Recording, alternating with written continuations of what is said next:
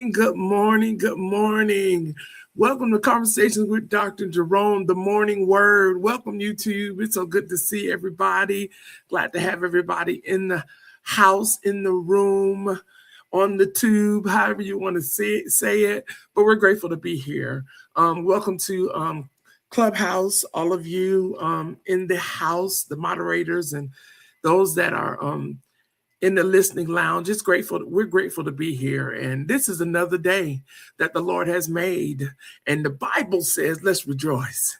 And I'm rejoicing today. I'm rejoicing because one, I'm alive.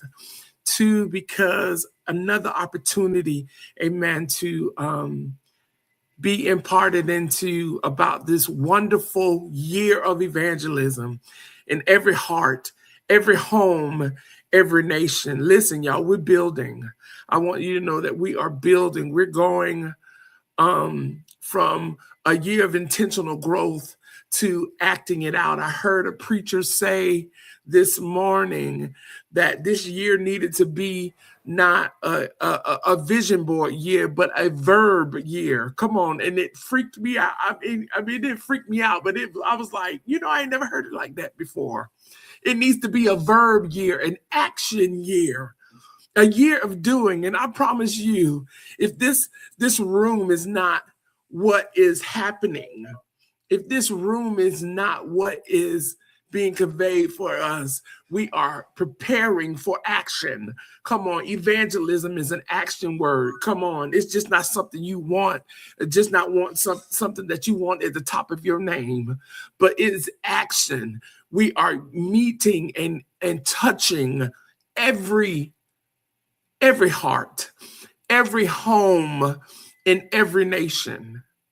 Come on, and we can't just do that, just wishing, hoping.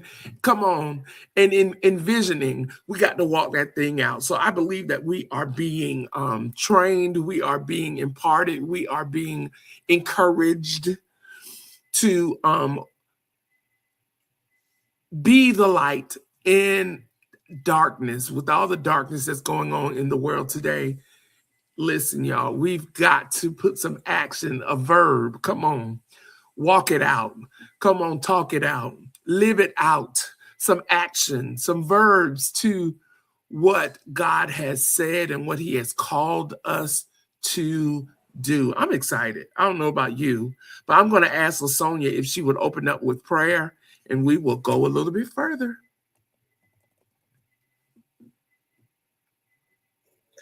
Indeed. Good morning to everyone.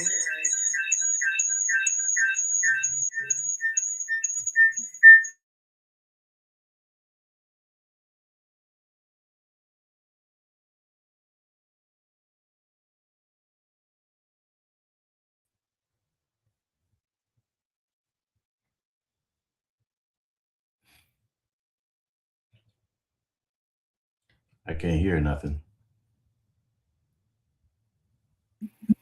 Because I muted your mic because of the feedback. But now at this moment, I'm going to yield. Amen.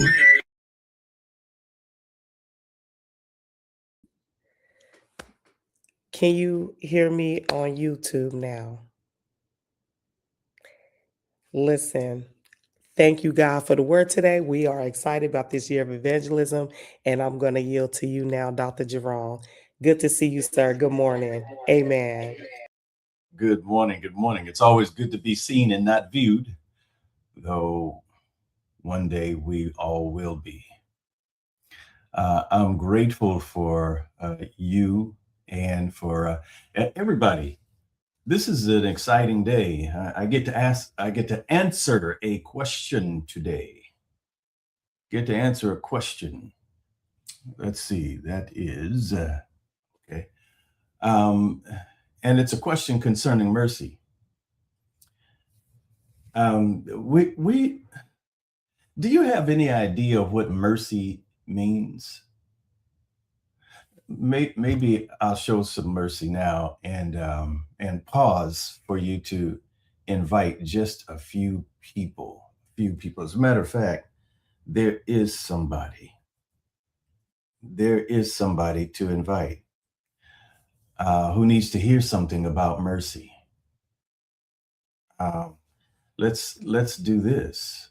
Um, I don't see how to do that on these new screens. For those of you who have an iPhone, when it updates, it takes a couple of days to get used to the new screens and the places where you go to do what you're accustomed to doing.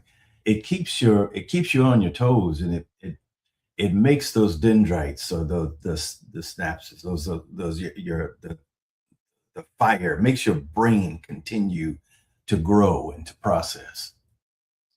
It exercises your thinking, your cognitive abilities, because now you have to learn something new almost every month or every time it updates. Okay, so you've got a few people invited. Let's do this. Let's double the number that we have. It takes about 30 seconds to at least invite 5 or 6 people. On YouTube, they do the same. If each person is inviting 5 or 6 people, and you're doing the same there on Clubhouse, then this number is going to grow. And I'm more concerned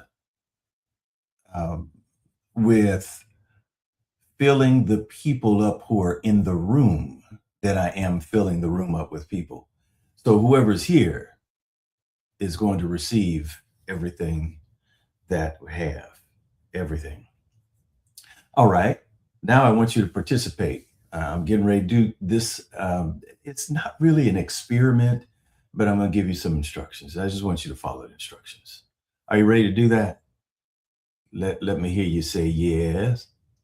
Let me see you shake your head. Yes. Those of you on Clubhouse, YouTube, are you ready?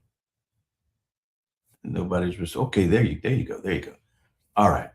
Now, it's not going to be too much, but I'm going to talk about mercy, and I'm pretty sure it's not what you think it is. I'm not going to say probably the things that you think I am, but okay. I want you to scoot to the edge of your seats. Just get as close to the edge of your chair or your seat. If you're sitting on the side of your bed, just scoot to the closest, just to the edge. And I want you to position yourself now. I want you to fall over or fall off. And if you're driving, okay, just do it in your mind. But you can do this part. For 3 seconds, I want you to hold your breath. When I count to 3, 1, 2, 3, hold your breath. 1, 1,000, 2, 1,003. Now take a deep breath. Take a deep breath. Okay, now breathe normally. Breathe normally. Inhale, exhale. All right. Did you do it? Thumbs up. Did you do it? Let me see. Let me see. Did you do it? Okay, I got you down there. Ernestine, Brian, you did it. Okay. Crystal, you did it. Okay. Now what about on YouTube? Did you do it? Yes. Okay. All right. Now I'm going to explain something to you, because I said that it's going to be something that you haven't heard before. Now I want you to share with the people who decided not to come in. When Dr. McGee told us he was going to talk about mercy, he had everybody at the edge of their seats and breathless. There you go. Yeah.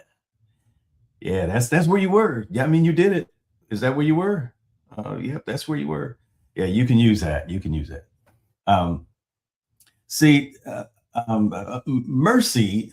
I heard Cece Winings. She was singing a song and said, "Mercy said no. Mercy said no. Blessed are the merciful, for they shall obtain mercy." Mercy. Now Jesus said that. Jesus said it. That you're empowered, the merciful are empowered to prosper. The blessed are the merciful, and they're going to obtain mercy. The mercy says, I'm not going to give you what you deserve. We sing the song growing up, His grace and mercy, your grace and mercy. It got me through. I'm living each moment because of you, your grace and mercy. So grace is the enabling power of God. Grace is the favor of God. It's the divine influence of God in our hearts that's expressed or manifested in our lives. That's grace. That's grace. By grace are we saved. Mercy says you were supposed to get a whooping. You're supposed to be in trouble. You're supposed to be fired. You're supposed to be disciplined. But mercy says, no, I'm going to show you favor. I'm going to show some grace. So mercy and grace are friends.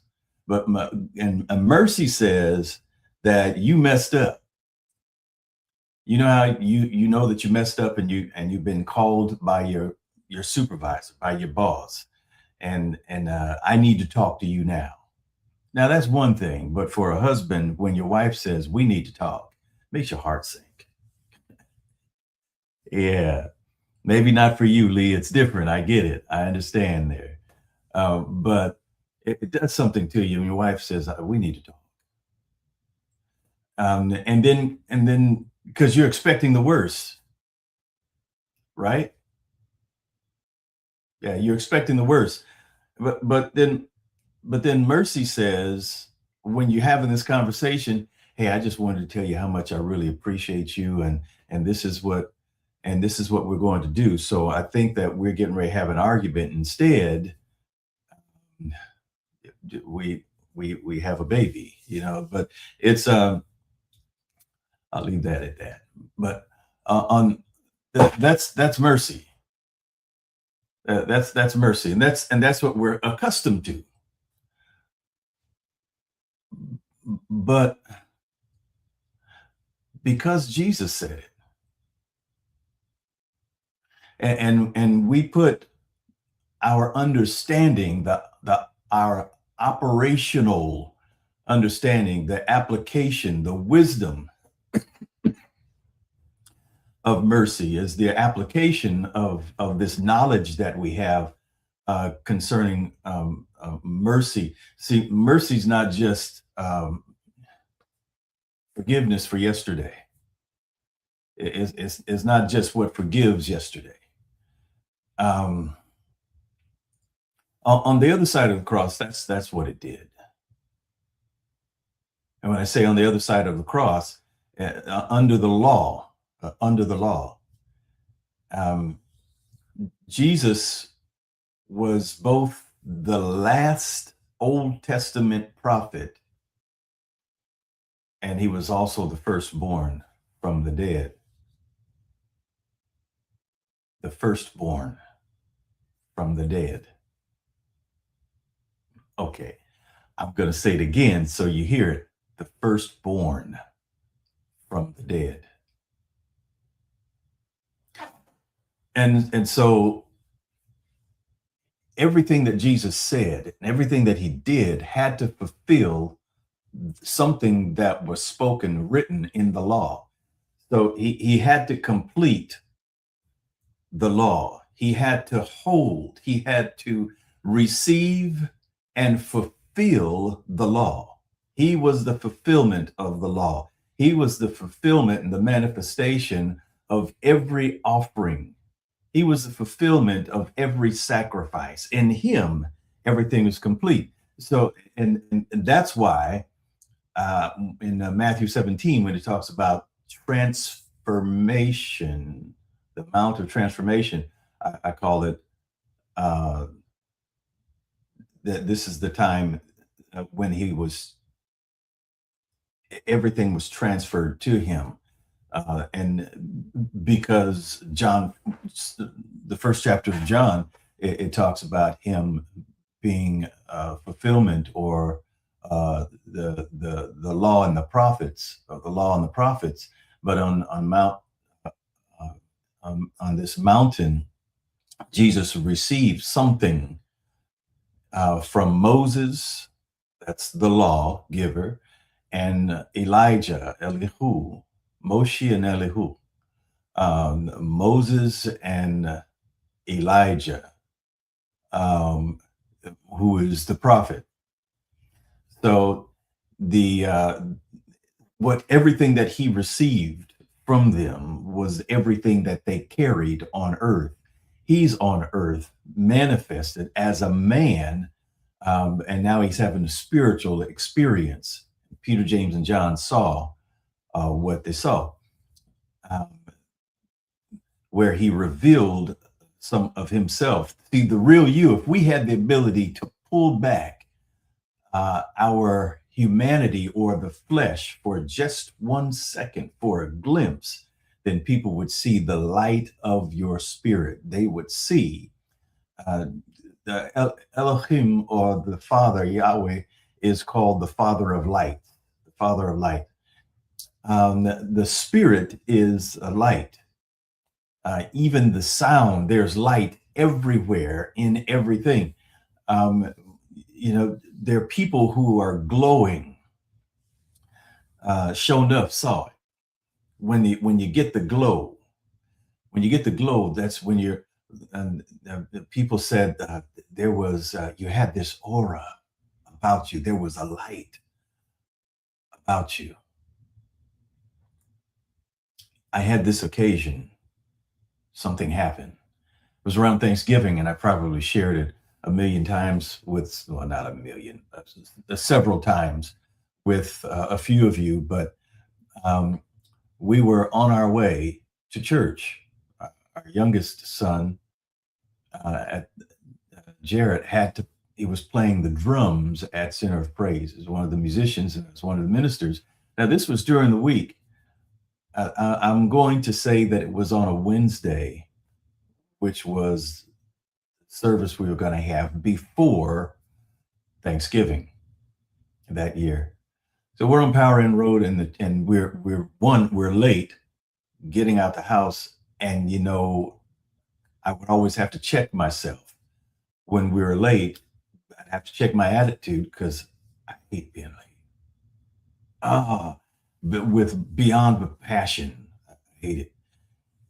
And we had one car, and because this is how long ago it was, Tiffany was in the wheelchair. We had the van with the wheelchair lift and all of that stuff. So we finally get out to Power End Road so we can make this trek here, and it's still a journey. Traffic is backed up so bad, and now I really got an attitude. And then finally we make it up to the reason why traffic is so bad.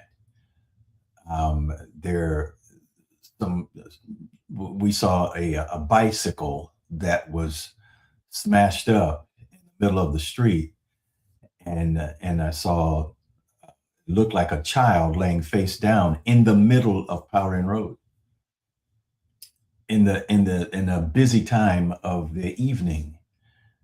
And so immediately pulled over, hit the emergency flashers, and when I opened the door to get out, I heard another child crying.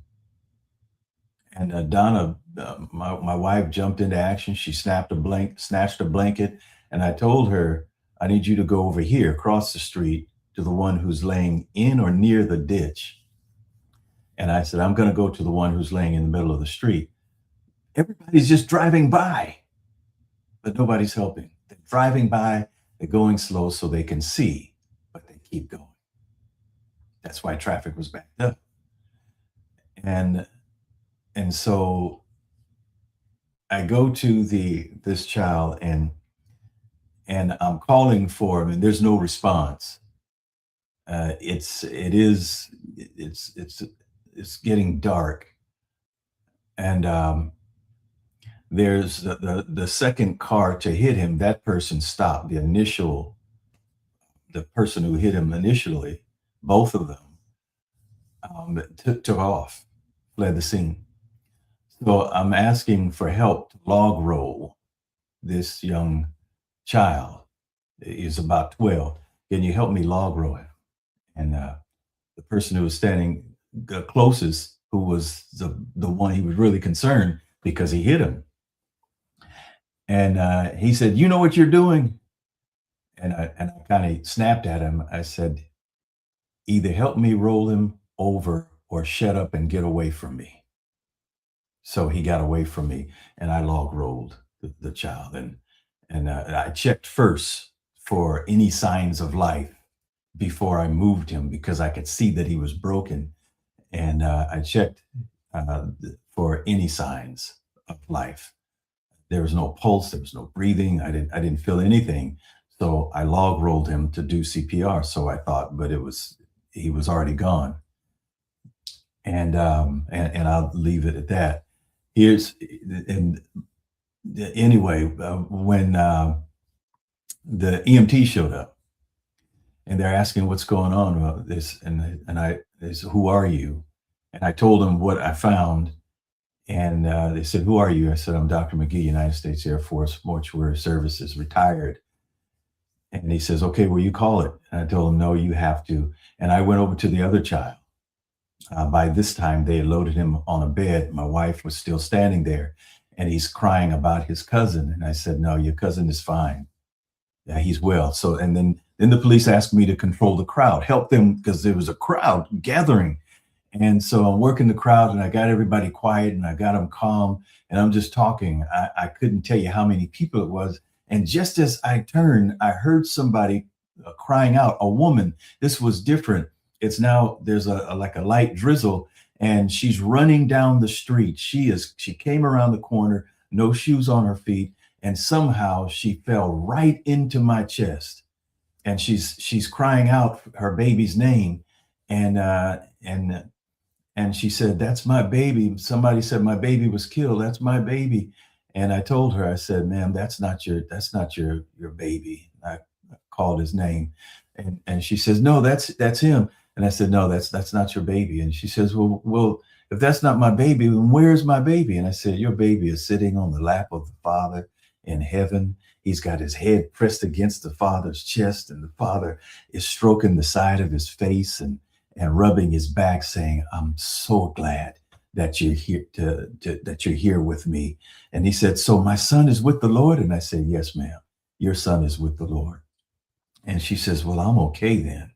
And so we talked for a little while. Now this went on, and other things happened, but it was at his at his at the viewing about a week and a half later. And I'm at the house. I'm at his house, and talking to his mother, and now two things happened. His father comes in. His father lived in Chicago, but he came in, and he's talking to me, and he says, "Well, I recognize McGee." He says, "I used to live in Seavey Circle, and I had a great friend named Josephus McGee. We were kids, and when I moved away, his mother was pregnant." Folks, this really happened. I know it sounds like somebody else, because it is somebody else. That was the second time this had happened. He said his mother, the first time rather, this had happened. Says his mother was pregnant when I left. And he told me when he left, and I said, "Yeah, his mother, Josephus, is my older brother, and his mother was pregnant with me." So you saw the evidence. You saw the evidence of my life uh, in the belly or the body of my mother. You can see that she was pregnant, but she was carrying me. And then the conversation turned to the mom. This is where we're going. Is that she says, "Well, when I got there, and the way you talked to me, it just spoke peace, and they had this light set up, shining over my son." And I said, "No, no, they hadn't set the lights up. It was still dark in there." She says, "No, I saw light over my son." And I told her, I said, "No, for real, they hadn't set the lights up yet. There was no light. They hadn't set it up for a scene yet." Uh, and she says, "But then what was the light?" I said, "Because when you called, you cried out, you was looking in that direction. I looked back with you, and I'm telling you, there was no light." And she said, "Then what did I see?" I said, "What you saw was his angelic escort into the permanent presence of the Lord. You saw the angels, you saw his spirit You saw the Spirit, and the Spirit is light. It's not just life, but it's light. And that's what you saw. And so what I'm saying to you is that the real you is light. It's light. Well, what does that have to do with mercy? That's from the beginning. From the beginning, that's the purity, that's the strength, that's the glory. I mean, all of the above. And so that's your spirit. So the mercy then now is what the Lord had on Peter, James, and John. So when Jesus revealed himself, what was he revealing? The light. Um, and so the light is for your path. The light shines in darkness. The light is going to be placed on a hill, and you cannot be covered because it's going to need to be seen. The light is the life of man. The light shines in darkness, and darkness cannot overwhelm the light, but the light overwhelms darkness. The light is the enemy of darkness. Darkness is afraid of the light. So when you walk into a room and you turn on the light, darkness hides behind or underneath whatever's in the room. What do you call that? What is that? Is that something? No, we call those shadows. That's darkness. So there's got to be something that stands between, what stands between the light and darkness is going to cast a shadow of that object. So when you're walking and you see your shadow on the ground, it's because you're standing between the light and whatever the shadow is going to be on. That's a place where darkness can hide. I never heard it that way. Yeah, okay. But when it comes to mercy, now remember, Jesus had to fulfill everything that was spoken of him in the law. Everything was prophesied. And he fulfilled everything. And most people in life might fulfill 10% of the prophecies or things that were spoken of them. But Jesus did 100%. I believe he's the only person to ever fulfill 100% of the prophetic utterances, everything that was spoken, everything that was written, the law, to complete the law, the purpose, the intent of the law. He did it all. He did it all. But he had to do it under the law. He had to do it under the law. So he is the last prophet, the last Old Testament prophet. So then mercy before the cross says, I'm not going to punish you, give you the punishment that you deserve. Mercy before the cross, we see that that even the mercies are renewed every morning. Mercy has an assignment to ensure that what we did, that it's going to stand between what we did yesterday and what we're about to do tomorrow. So goodness and mercy have been assigned to follow you all the days of your life. Goodness and mercy. Mercy is renewed every morning because I need a fresh dose of mercy for the day ahead. I do not want to receive what I deserve. Somebody told me that life's not fair. And I said, you better be glad it's not fair, because if it was fair, we'd be messed up. So that's mercy. But before the cross, remember, everything is performance based before the cross. But after the cross, we have a because I love you type relationship. You ain't got to do this because I love you. On this side of the cross, mercy isn't just forgiveness for your failure or not rendering the exact or just recompense. Now, on this side of the cross, because of this resurrection power, it's what funds your future. It funds your future. It's the strength God releases so you can endure what obedience requires. So mercy strengthens you for what you're facing. It's because of the Lord's mercies we're not consumed. It's going to that's before the cross. And they're renewed every morning. But it's that now you wake up because mercy kept you out of trouble before the cross, but mercy now is going it's going to make sure that you get through the night, and it's going to strengthen you. It's going to sustain. It's a sustaining power. So mercy is going to prepare you for the journey ahead. In 2 Corinthians chapter 4, verse 1, he says, therefore, saying that we have this mercy, as we have received mercy, we faint not. I'm not going to pass out because of the mercies of God, his mercy. Paul ties mercy to stamina. He ties it to strength. Mercy is why you don't quit when the road is long. Mercy says you have what you need to get what you need. Mercy is going to give you strength and weakness. Mercy is the Father's leaning toward you before you collapse. You could lean on me. See, mercy versus grace on this side of the cross. Here's a distinction that's going to clarify everything. See, mercy sustains you when you're weak.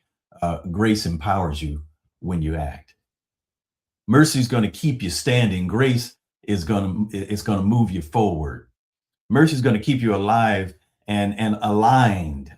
It's going to keep you connected, walking in the right steps. Grace is going to keep you active or effective and fruitful on this side of the cross. You don't walk into tomorrow alone, and you're not going to walk back.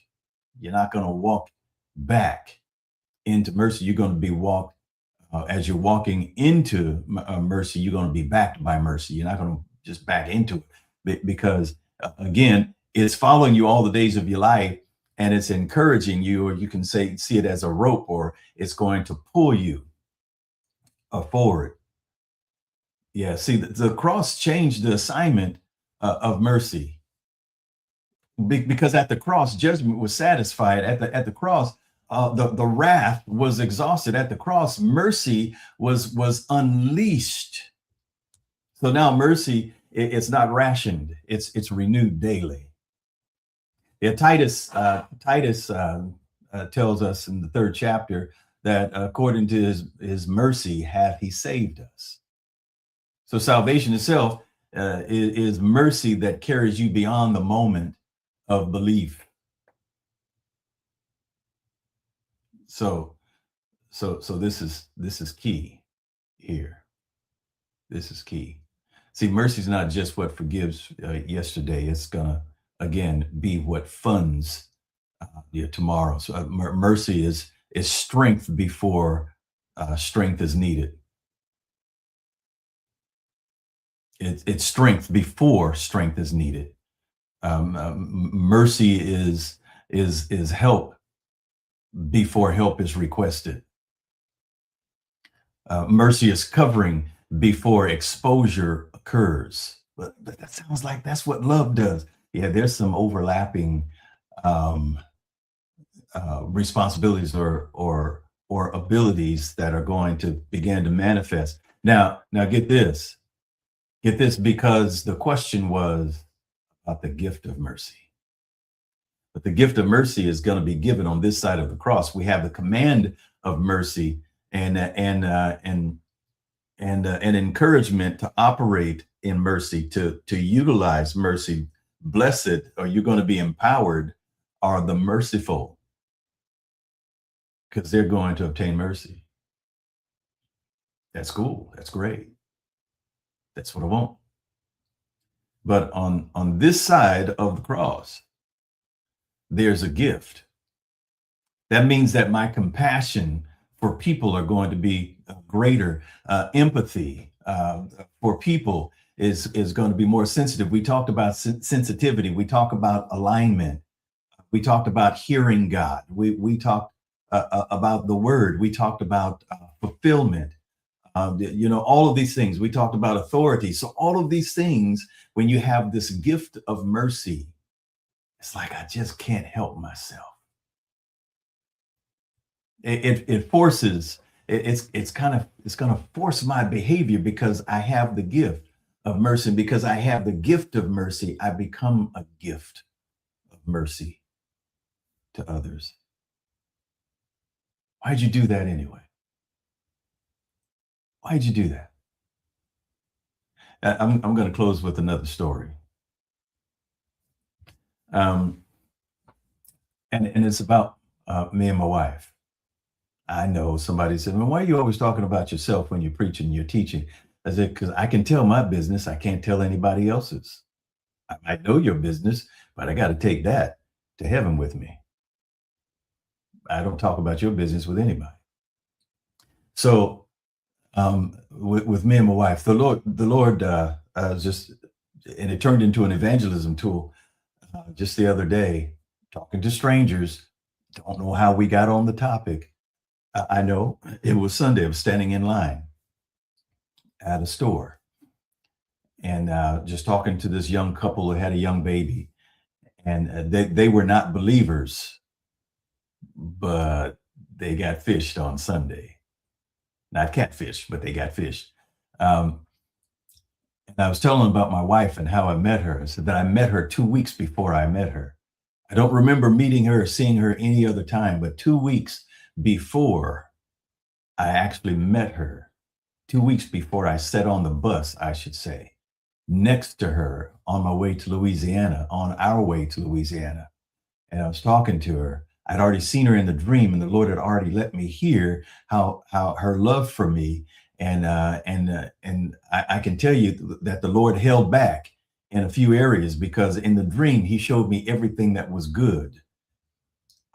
He didn't show me that there were going to be challenges in the relationship, but he showed me that this was the woman that I would love with everything I have, and I would marry. Now, she was beautiful in the dream, but when I saw her in person, I'm like, Lord of mercy, Lord of mercy. The Lord of mercy has shown favor on me.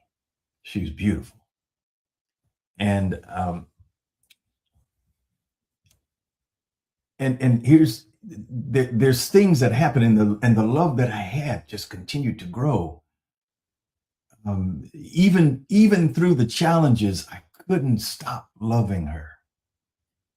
Even when I didn't want to love her, I couldn't stop loving her. Why would you not want to love? When you're going through some things. I mean, 45 years, you got to imagine that we've been through something. The storm and the rain, fire and brimstone. We've been through things, self-imposed.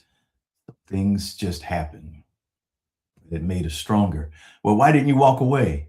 It's because I was already in love with her before I met her. Before we got to this place, I loved her, and love wouldn't let me walk away. Love wouldn't let me stay upset. Love made me. Love forced me. Love pushed me. I've wondered, why is it, Lord, why did you decide to use me? You knew that I was going to make mistakes. You knew that I would fail. You knew that I would come short. You knew that I wouldn't say the right thing. You knew all of these things long before you said, let there be light. Your word tells us that you had us on your mind, and you knew every thought that we would ever think millions of years before you ever created us. But you chose us knowing that we would fail here and mess up there. You chose us knowing that we would stop and want to walk away. And you continue to show your love for us. And the thing that I get is this concerning me. I can hear the Lord saying to me that before before I created you, I was already in love with you. So by the time you got here, love wouldn't let me stop. Love erases the thought of quitting, giving up, or walking away. Love compels me. It pushes me. If my wife wants something, she had to start tapering the things that she would say, because if she said, I really like this," then I heard, see, I'm hearing as a man, and we'll talk about the way we're wired one day. Well, actually, it's in the book. I'm wired to hear that you need me to get involved. I'm wired to hear and understand that okay, this is what I have to provide for you. Oh, I like this. Now I'm finding a way to get it. I love this. If you love it, it's a wrap. We're gonna get this because I can't. My love for you, it just forces me to do these things for you. I can't help myself. I love you and nobody else. Yeah, it's more than imagination. Each day when okay, but when I think about you, it's more than an imagination. I actually have you. This isn't a dream. It's a dream that came true. Yeah, and and out of all the fellas in the world, you belong to me. Okay, it's a real thing for me, and so I mean, you probably get that. That's the kind of love, that compassion that I have. All right, so with what I just explained, it's not just love, but it's a gift of mercy. It's going to compel you to get involved. It's going to compel you to help. On this side of the cross, mercy is covenant support. It's the Father saying, you're going to make it. Not because you're strong, but because my mercy is. You have the gift of mercy. You are the mercy of God that he sent into the situation to help the person in need. Thank you for showing mercy. I'm over time, but I'm so glad that you're here today. Remember to like and to share for those of you who are on YouTube. And I got to stop talking, but I want to give you an opportunity to come over to the Clubhouse, and in Clubhouse, join Conversations with Dr. Jerome. And there you'll be able to hear some other aha moments. We have folks who've got words, they've got these deep places in their soul, their spirit, where they speak and they can share. They had an aha moment, and they had a thought that is just going to build on what they're not coming to preach, but just to share a brief testimony or what their thoughts are or what they got out of this message today concerning mercy, the gift of mercy. And but they only have 3 minutes to do it. So if you want to be one of them, you can come and listen, or you can come and share. We want to hear from you. I speak blessings to you, and I look forward to seeing you again tomorrow at 6 a.m. Pacific Standard Time. Whatever that means for you, just be here at 6 o'clock California time. Okay, 7 Mountain, 8 Central, 9 Eastern. And for those of you who are in that eastern regions of Africa, in Malawi and thereabouts, we'll see you at 3 p.m. tomorrow, and in Pakistan at 6 p.m. But I speak blessings over you, and remember that the gift of mercy, if you want it, well, you're supposed to show mercy anyway, but we don't do it because we're forced to. We do it because mercy and love compels us to. And with that, I'm going to end the live stream, and I'm going to rest my mic. Moderator, you have it.